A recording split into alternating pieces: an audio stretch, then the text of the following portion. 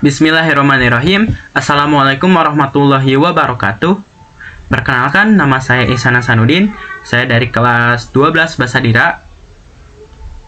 Di sini saya akan membuat video terkait Sunan Gunung Jati yang akan disembahkan sebagai tugas sejarah kebudayaan Islam. Langsung saja, yaitu yang pertama ada riwayat hidup Sunan Gunung Jati. Sunan Gunung Jati itu mempunyai nama asli, yaitu Syarif Hidayatullah. Nah, beliau ini lahir dari seorang ayah yang bernama Syarif Abdullah, seorang keturunan Arab, dan juga ibunya yang bernama Nyai Rara Santang, yaitu seorang putri dari Prabu Siliwangi. Nah, sejak muda, Sunan Gunung Jati ini belajar agama di Mekah dan juga di Madinah. Lalu, beliau pergi ke Nusantara untuk berdakwah di Pasai dan kemudian menetap di Jawa Barat. Tepatnya itu di Cirebon. Nah, beliau ini menjadi seorang ulama sekaligus pemimpin politik di Kesultanan Cirebon. Beliau wafat pada tahun 1568 Masehi dan dimakamkan di Gunung Sembung, Cirebon, Jawa Barat. Sunan Gunung Jati ini menikahi seorang putri dari Prabu Cakrabuana, seorang pemimpin di Cirebon yang bernama Nyai Pakungwati. Salah satu putra beliau yang bernama Maulana Hasanuddin, seorang putra dari Nyai Kangwanten,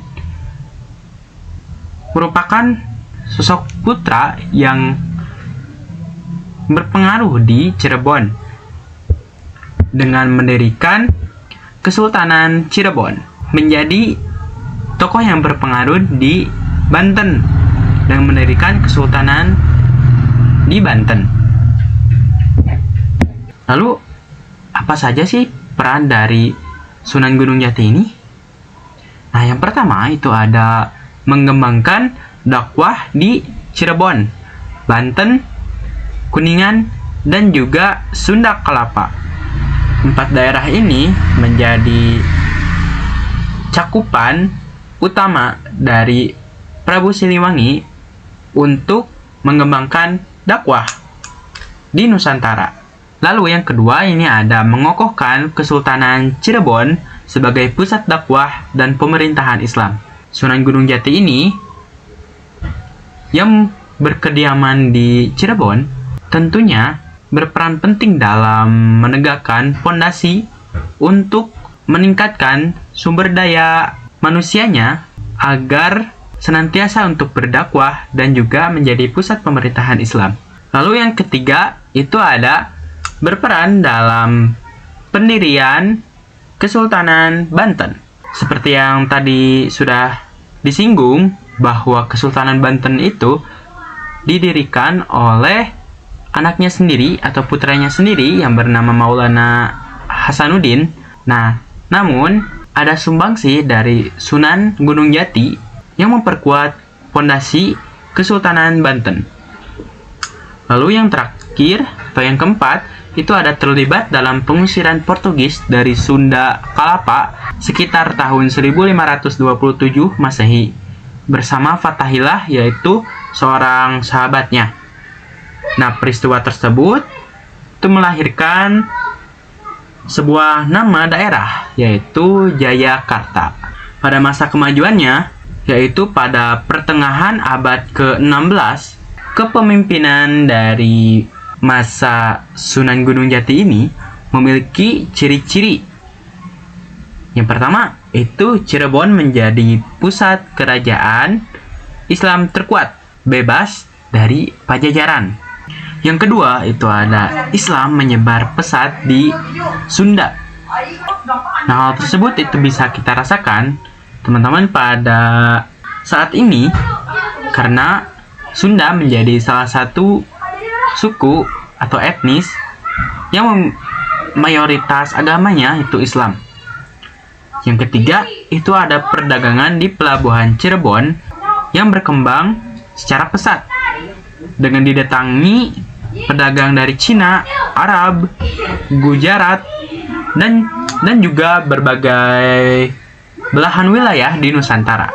Lalu yang keempat, yaitu ada munculnya tokoh-tokoh baru hasil pendidikan Cirebon. Apabila ada masa kejayaan atau masa kemajuannya, secara tidak langsung itu mengakibatkan adanya masa kemunduran atau masa keterpurukannya.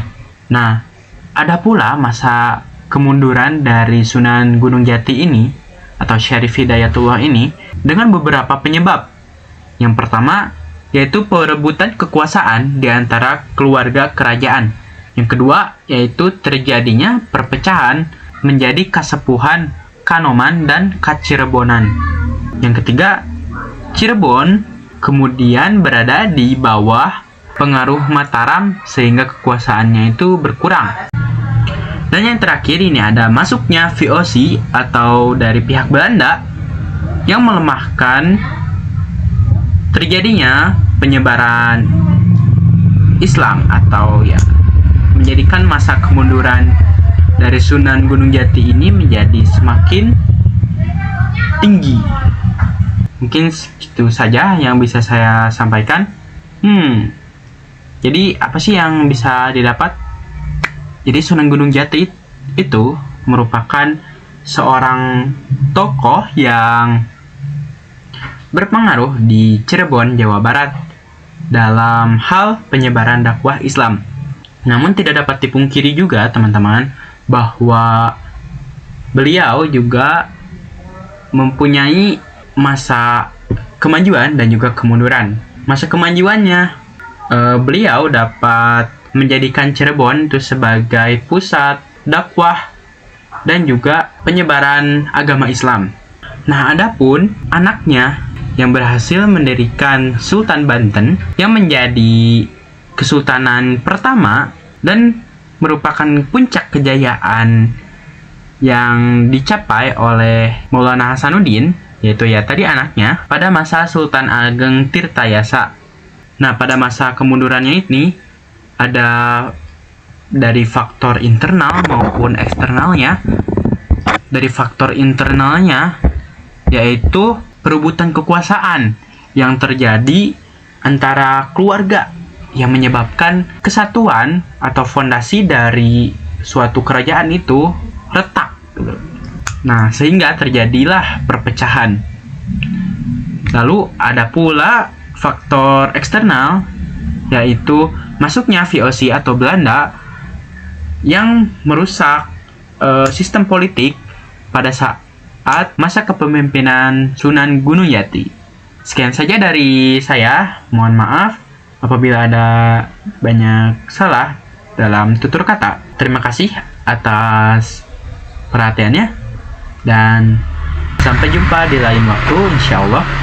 Wassalamualaikum warahmatullahi wabarakatuh.